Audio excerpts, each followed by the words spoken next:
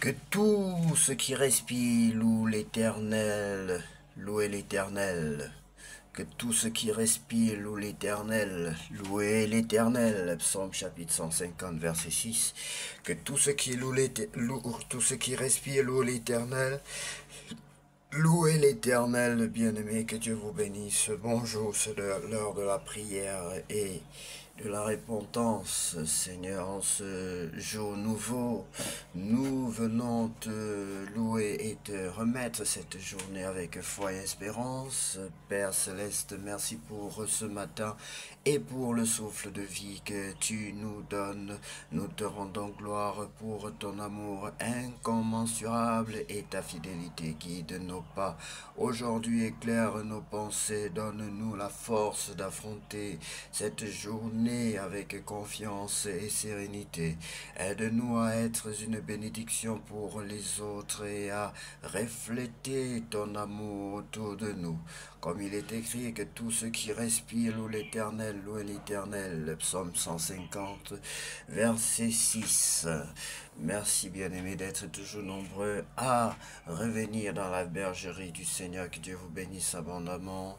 Bien-aimé, si tu sais que tu n'as pas encore reconnu ton tort, que tu n'as pas encore accepté le Seigneur Jésus-Christ dans ta vie, dans ton cœur, comme ton sauveur personnel, si tu sais que c'est le cas, bien-aimé, il faut le faire maintenant. Je t'en prie, il faut bien le faire et je t'en supplie, il faut le faire pour devenir enfant de Dieu, pour naître de nouveau, pour voir le royaume des cieux et aussi chercher à entrer dans ce royaume dont Christ Jésus est roi. Oui, bien-aimé, si tu veux entrer dans le royaume de Dieu, si tu veux voir le royaume des cieux, tu vas commencer par reconnaître que Jésus-Christ est ton sauveur personnel. Voici une prière que le Seigneur me met sur le cœur pour vous aider à vous réconcilier avec lui. Tu vas dire, Seigneur, je reconnais que je suis pécheur. Oui, tu dois répéter après moi, bien-aimé, et tu prends une position qui honore ton Dieu. Si tu l'as fait, tu peux dire, Seigneur Jésus-Christ, Seigneur Jésus-Christ, je reconnais que tu es le Fils unique de Dieu. Je reconnais que tu es le Fils unique de Dieu. Je reconnais que tu as souffert pour les hommes et moi en particulier. Je reconnais que tu as été flagellé, insulté, humilié, crucifié à la croix pour défendre, parce que tu défendais ma cause, Seigneur. Tu t'es donné pour moi, tu t'es livré pour moi. Je reconnais que c'est moi qui suis coupable, qui devais subir tout ce sort, Seigneur. Je te demande pardon.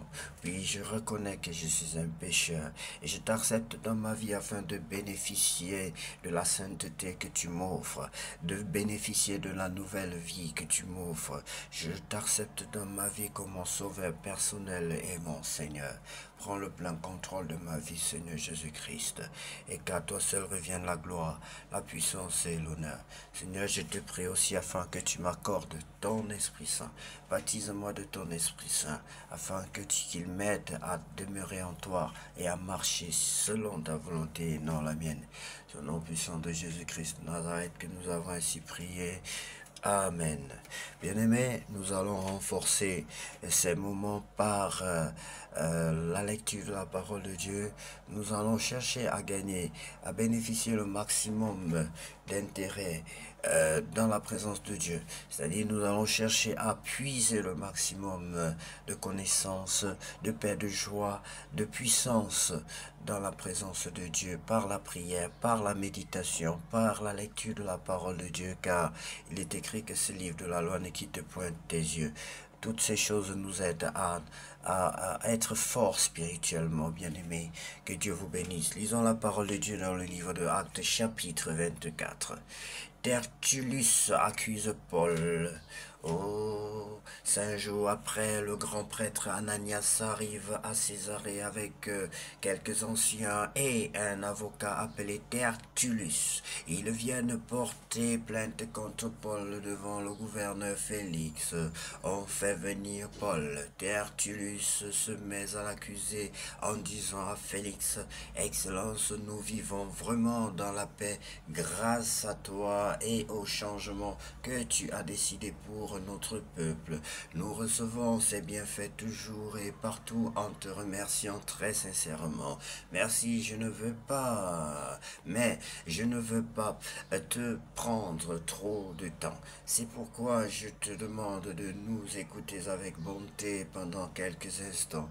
Nous avons trouvé que cet homme est très dangereux. Il provoque du désordre chez les Juifs du monde entier et c'est le chef du groupe des Nazaréens. Il a même essayé de faire certaines choses montrant qu'il ne respecte pas notre temple sacré et nous l'avons arrêté. Interroge cet homme, ainsi tu pourras voir toi-même que toutes nos accusations contre lui sont vraies. Les Juifs sont d'accord avec Tertullus et ils disent oui, c'est exact. Paul se défend.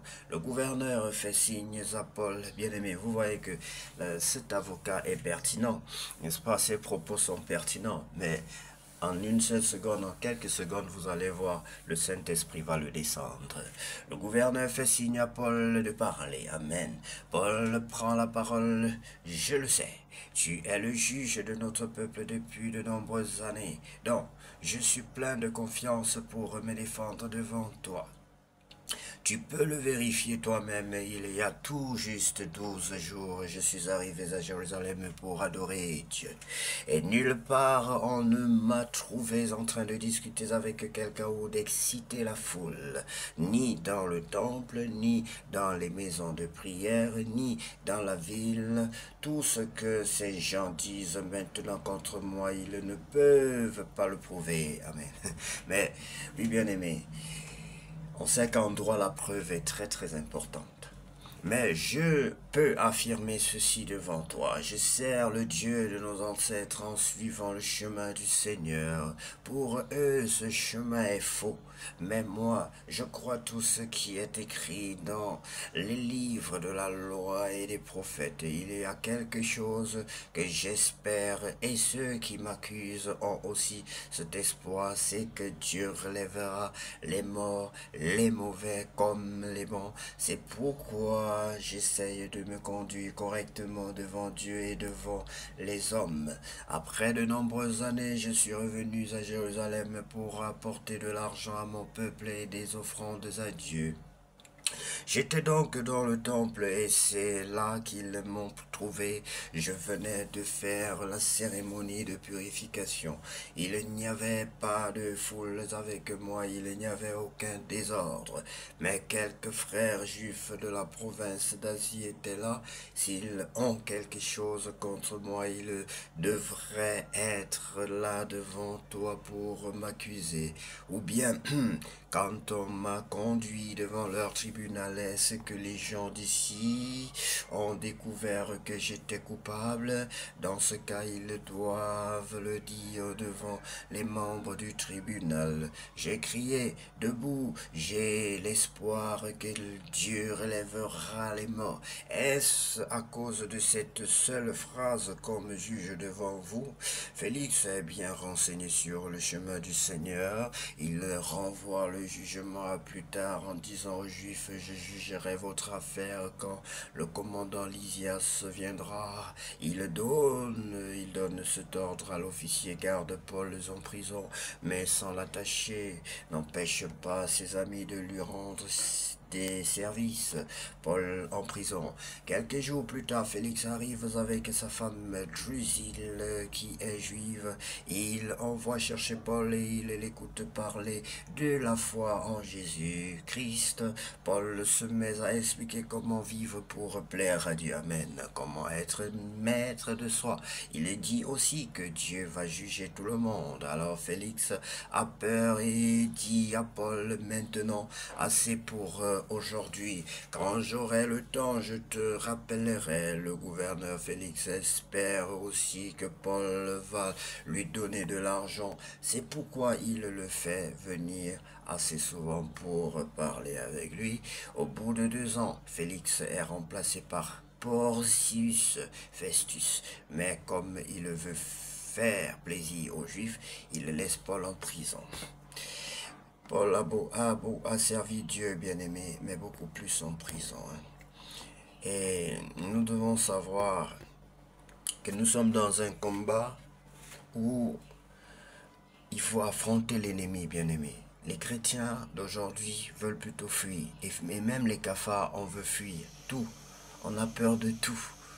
Bien-aimé, il faut se lever. Il faut se lever. Je vous encourage à vous lever pour affronter. N'ayez pas peur de quoi que ce soit.